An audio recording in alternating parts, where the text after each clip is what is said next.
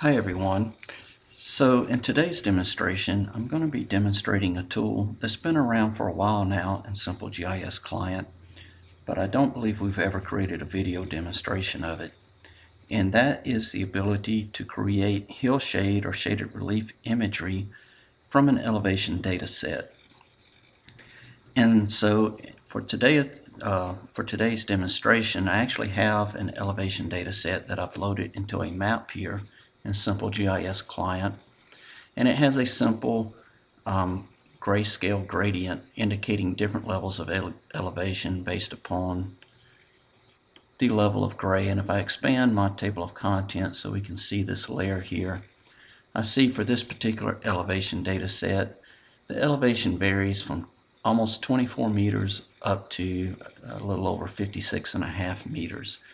And so this is a fairly flat terrain, but it will do for the purpose of today's demonstration.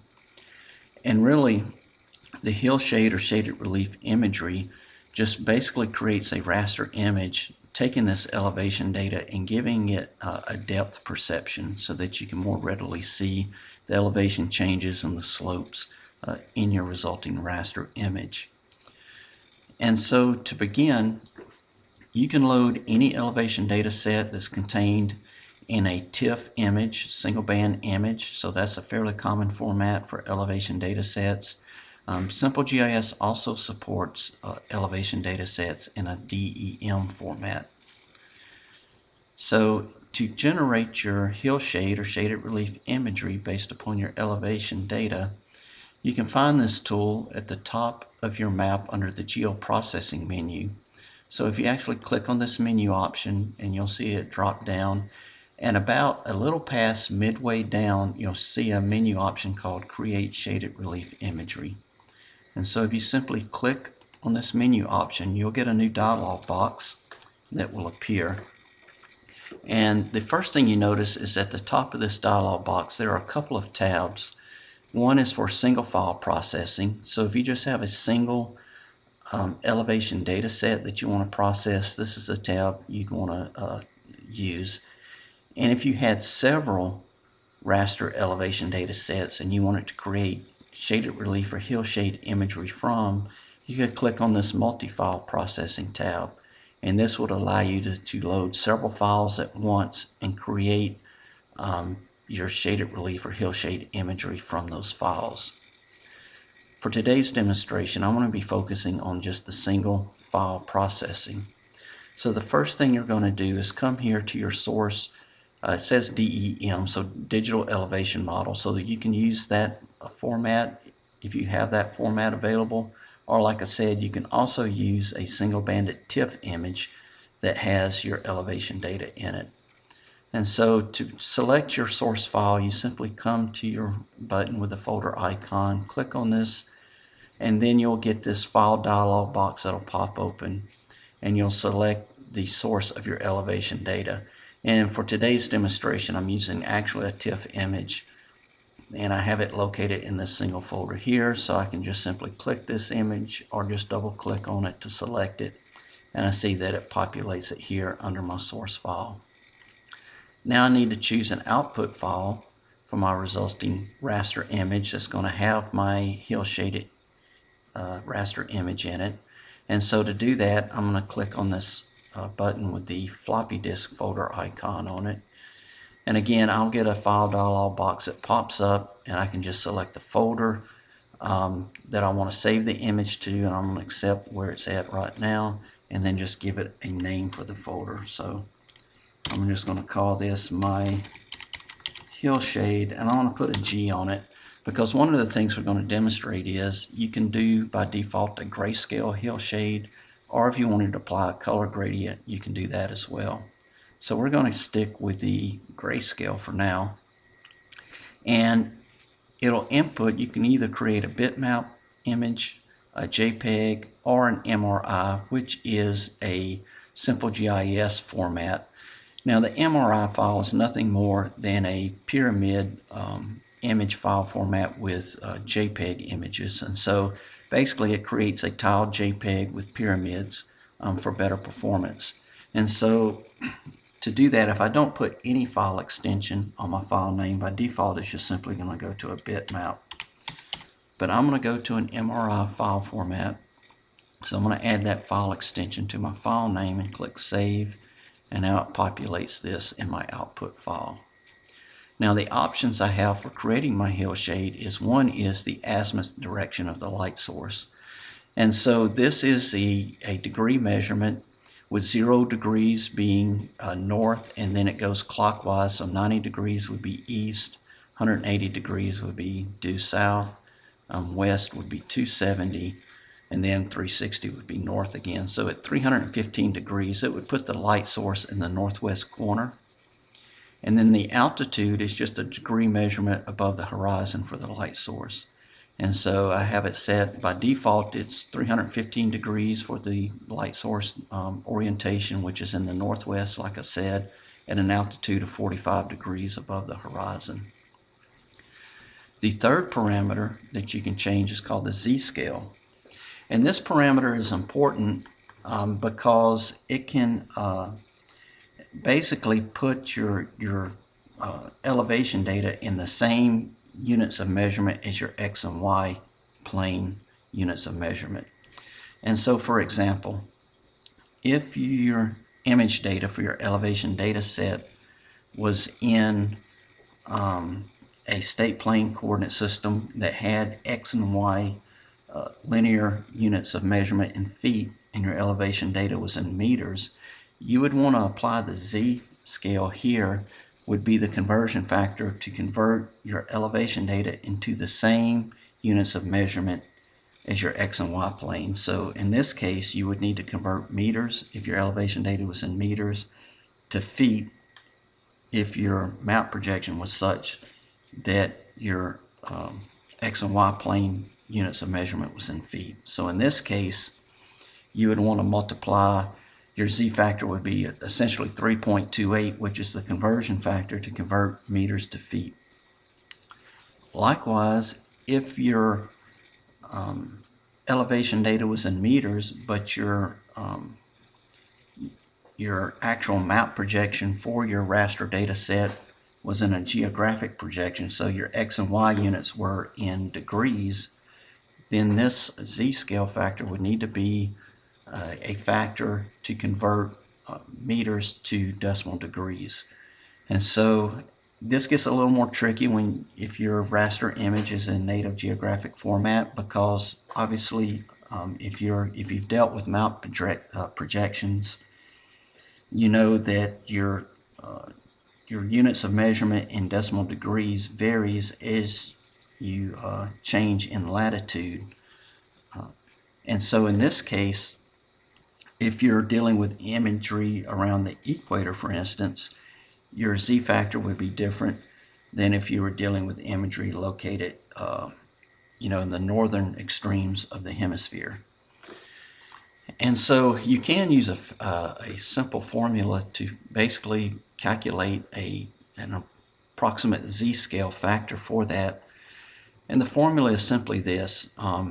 If you look at this, your Z factor would be 1 over 111,319.44 meters, that's what that is, times the cosine of your degree latitude. So in this case, if you think about it, at the equator, 1 degree change in longitude is approximately 111,319 meters. As you increase in latitude, this factor will change and become smaller as you increase in latitude towards the northernmost hemisphere. And so your factor to convert from meters into decimal degrees then would change based upon your latitude. So typically, if you would take the latitude located at approximately the center of your raster imagery, plug it into this formula, it would give you an approximate Z factor that you could then plug into your parameter here for your Z-scale. In this case, let me cancel this box. This particular raster data set that I'm working on, if I double click on the raster name here to bring up its image properties, I can see that the projection for my particular image here, my elevation data set, is in UTM Zone 15 North for the NAD 83 datum, and its units is in meters. And so in this case, my elevation data is in meters, also my map projection units in meters, and so my z-scale will simply remain 1. So if I go back here under my geoprocessing under Create Shaded Relief Imagery, I can leave my z-scale set to the default value of 1. Now I need to go back and select my source of my digital elevation data again, so I'm going to select this TIFF image, and then also for my output file I need to input this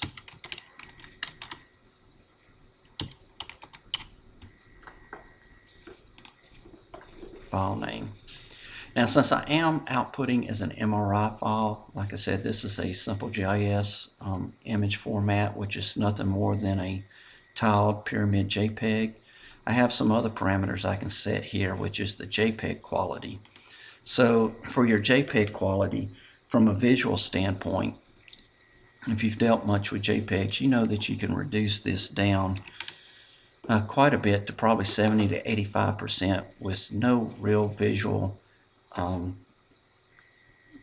difference from a human eye standpoint. But it does make a huge difference in terms of your file compression size. And so if I just reduce this JPEG quality down to 85%, the grid size is the size of the tiles in pixels. And so I'm going to accept the default value of 250. So it's going to create tiles of 250 pixels by 250 pixels. And the zoom levels is just the levels in the pyramids in the image to save. So it's going to have up to 5 zoom levels. And this is just going to help overall performance in this particular format. The color options, again, I'm going to set the default at first for grayscale. So we're just going to create a grayscale hillshade. I can also set a fill value if I wanted to. So for instance, if I wanted to fill any elevation below a certain level that I input here with a specific color that I set, I could do that such that any elevation below a specified value would be filled with a specified color. I'm going to leave this alone for now. And then these TIFF scale factors is just for information. This is a scale factor for the TIFF image, and it's just for display for information purposes. So now that I have these factors set, I simply click Apply. It's going to begin to generate the hillshade image. And after a minute or two of processing, and the processing time will vary based upon the size of your input raster image. Once it's complete, you'll get a dialog box asking, do you wish to add this as a new layer to your view? I'm going to say yes. And it adds a new layer here under my map at the very top of my table of contents. By default, it's not turned on, but if I simply click on this box next to its layer name to turn it on, I now see that I have this grayscale hillshade. And I can actually zoom in now. Since this is a fairly flat terrain that we're dealing with, you don't see a lot of hills and stuff within your hillshade imagery, but I can zoom in and bring in a little more detail on this. I'll let it catch up for a minute.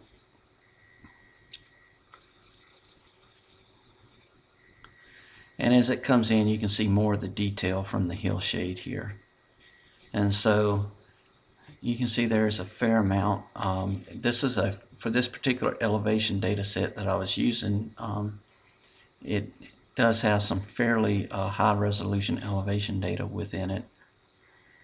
And then you can see that the hillshade picked up these varying and gives you this depth perception based upon that elevation data.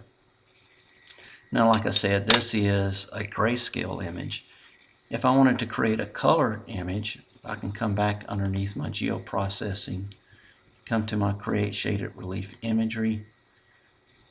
I'm going to select the same source for my elevation data, and then for my output file, I'm going to change this, and I'll just call this Hillshade C for color.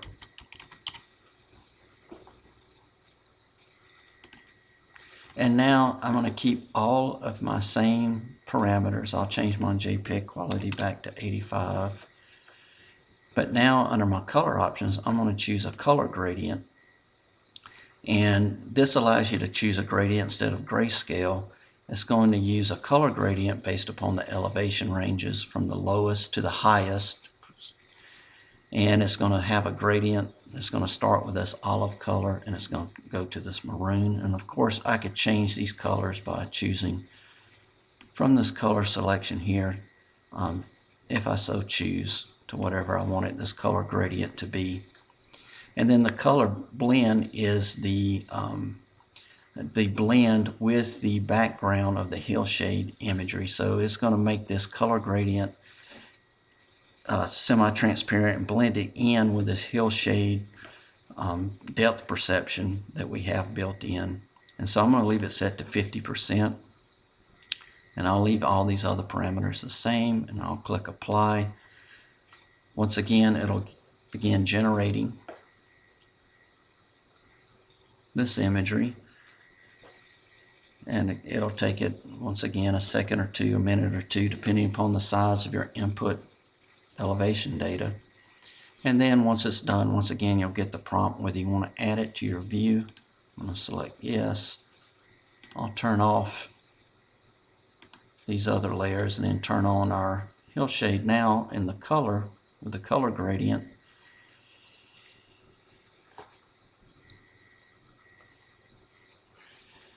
And now I see that I have my same Hillshade with the depth perception and the slopes you can see, but it did apply that color gradient that we specified on top of it. And so it had, starting with the lower elevation values, the olive color, and then going to the higher elevation and more of the maroon. And so that's how easy it is to create this imagery in Simple GIS. Again, this has been around for a while, but we've never gave a demonstration on it. And so hopefully this has been useful. Again, if you'd like more information on our products, please visit the website. And that can be found at simplegissoftware.com. Again, that is simplegissoftware.com, all one word, to visit our website.